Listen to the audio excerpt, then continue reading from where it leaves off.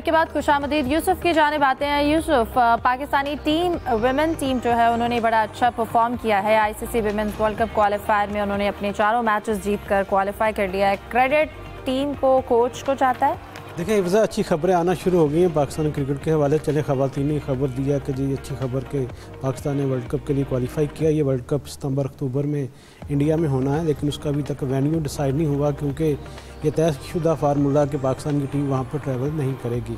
अब चलें, एक पहला मरला हल हुआ कि पाकिस्तान टीम ने क्वालिफाई कर लिया। पाकिस्तान ने सख्त गर्मी के बावजूद अच्छा खेल पेश किया लड़कियों ने, और पाकिस्तान ने स्कॉटलैंड, थाईलैंड, आयरलैंड, उसके साथ वेस्ट इंडीज़ को भी हराकर ये अब तक चारों मैच में कामयाबी हासिल की। आज मैच हो रहा स्कॉटलैंड और आयरलैंड का। उसके बाद कल पाकिस्तान का मुकाबला होगा बांग्लादेश के साथ। वो भी करवायती कह सकते हैं कि खानापुरी के हवाले से, लेकिन वो मैच बांग्लादेश के लिए ज़्यादा अहमियत का हामिल है क्योंकि उसका इंसार दारोमदार सारा इसी पर है कि वो पाकिस्तान के ख़िलाफ़ अच्छा खेल पेश करते हैं या नहीं। गर्म मौसम में मुकाबले खूब हुए। शायकीन को हम तरसते रहे कि जिस तरह हम कराची में कहते हैं कि वहाँ पर क्राउड नहीं आता, तो पाकिस्तान क्रिकेट बोर्ड ने भी ये ऐलान किया था कि आईसीसी वुमेन वर्ल्ड कप में दाखिला मुफ्त होगा, लेकिन वहाँ पर कोई नहीं आया। इसकी बड़ी वजह ये थी कि मैचेस दिन में थे, सख्त गर्म मौसम में 40 के करीब यहाँ पर टेम्परेचर है लाहौर का। आज थोड़ा सा कदरे मौसम बेहतर, कुछ शायकीन नज़र आए थे, लेकिन इतनी ज़्यादा तादाद बिल्कुल वो नहीं थी। 50 भी नहीं होंगे, पहले 25-30 आते थे, यही फ़र्क था आज।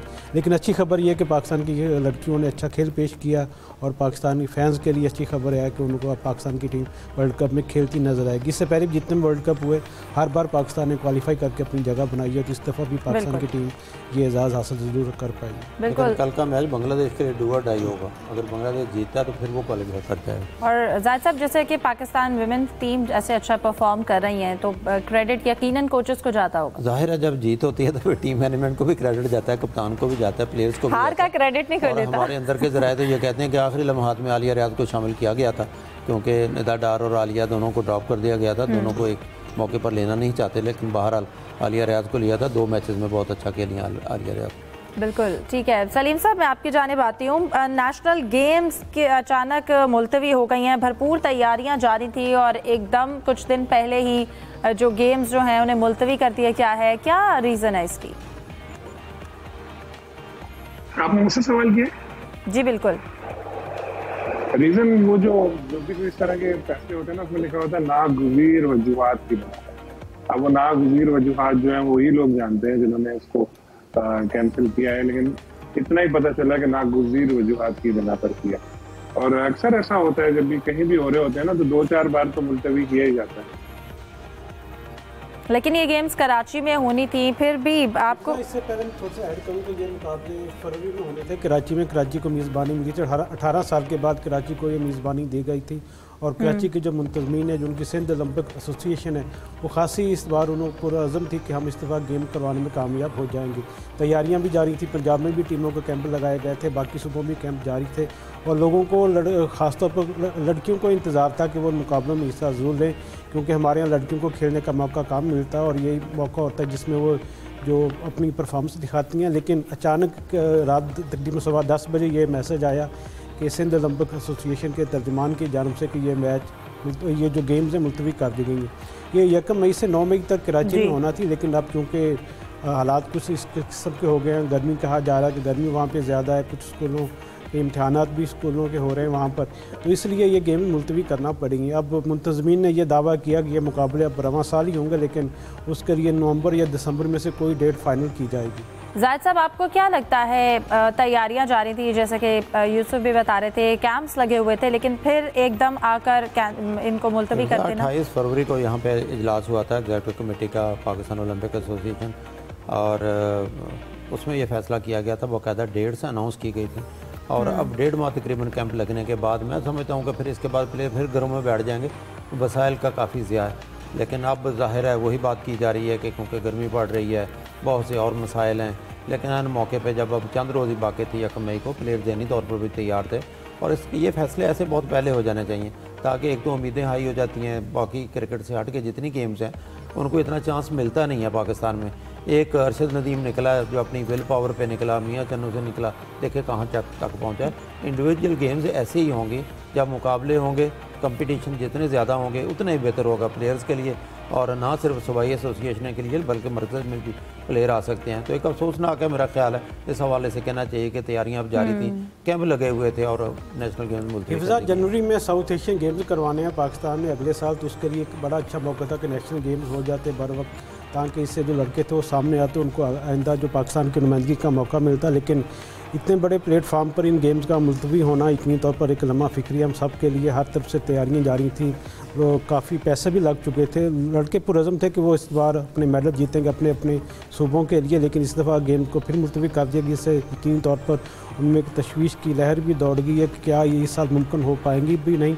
अगर ये मुकाबले नहीं होते फिर मेरे ख्याल में पाकिस्तान को जो साउथ एशियन गेम्स हैं उनकी तैयारियों पर भी सवालिया निशान लगे कि ऐसे लड़कों का इंतखाब होगा, किस तरह टीमों को वहाँ पर प्रिपेयर किया जाएगा, और क्या ये जो बाकी टीम में ये साउथ एशियन ममालिक हैं क्या वो भी ये कन्फर्म करेंगे कि पाकिस्तान जो साउथ एशियन गेम्स है वो भी मुकर्रर वक्त पर करवाने में कामयाब हो जाए, क्योंकि उससे पहले भी 4 बार ये साउथ एशियन गेम्स भी मुलतवी हो चुकी हैं, जो बड़े अफसोस की बात है पाकिस्तान के लिए। सही। सलीम साहब, अब आपकी जानिब आना चाहूँगी। अगर हम दोबारा से PSL को डिस्कस करते हैं तो आतिफ राना की जानिब से भी एक स्टेटमेंट आई है, इससे पहले अली तरीन की जानिब से भी स्टेटमेंट आई थी कि PSL का मॉडल जो है वो उनकी जानिब से कुछ कंसर्न शो किए गए हैं कि जब तक ये चेंज नहीं होता तब तक लीग आगे नहीं बढ़ सकती।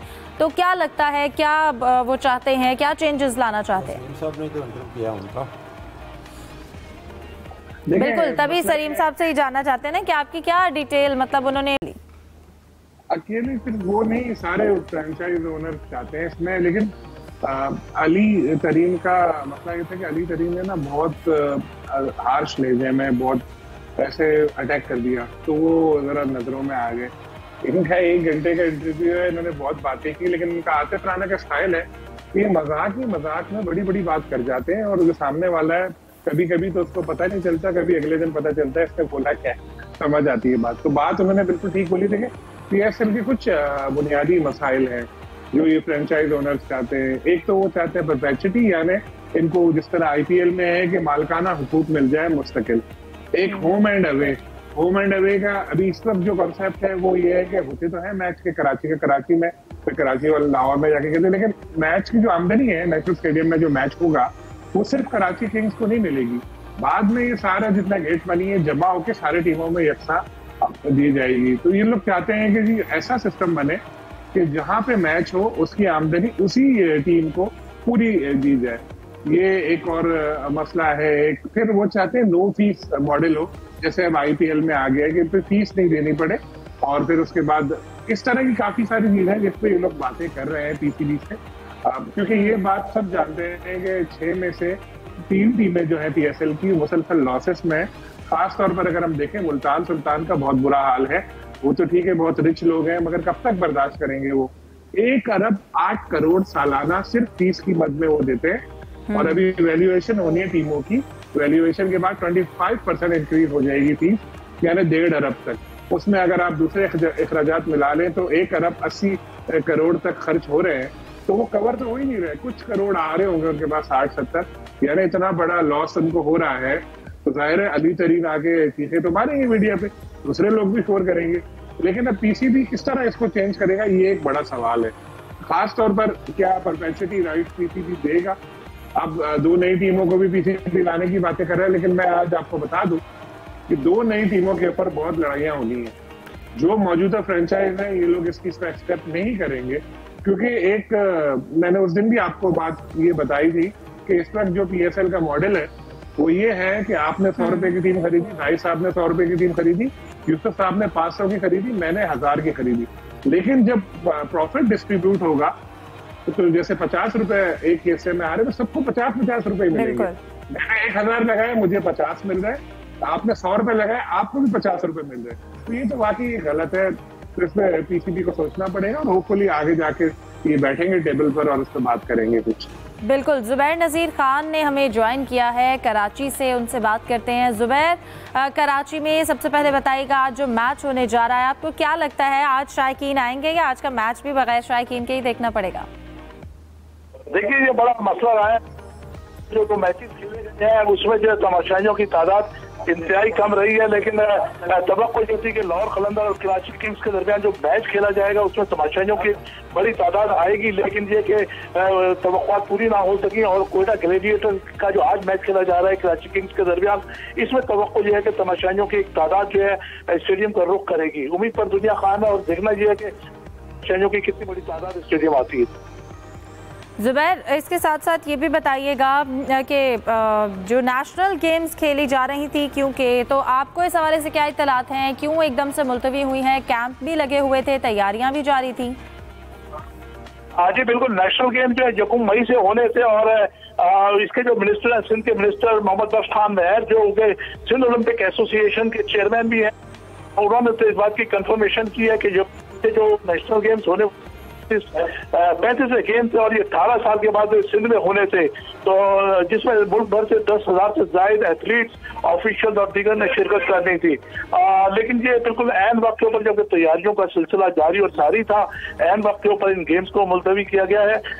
जरा ये तो कहते हैं कि हीट वेव जो चल रही है कराची में वो, और उसकी वजह से जो है ये मुलतवी किए गए हैं। लेकिन बात जरा ये भी कहते हैं कि क्योंकि बाद इसके एडमिनिस्ट्रेटिव इशूज थे और फाइनेंशियल इशूज थे, जिसकी वजह से इन गेम्स को मुलतवी करना पड़ा है। जी।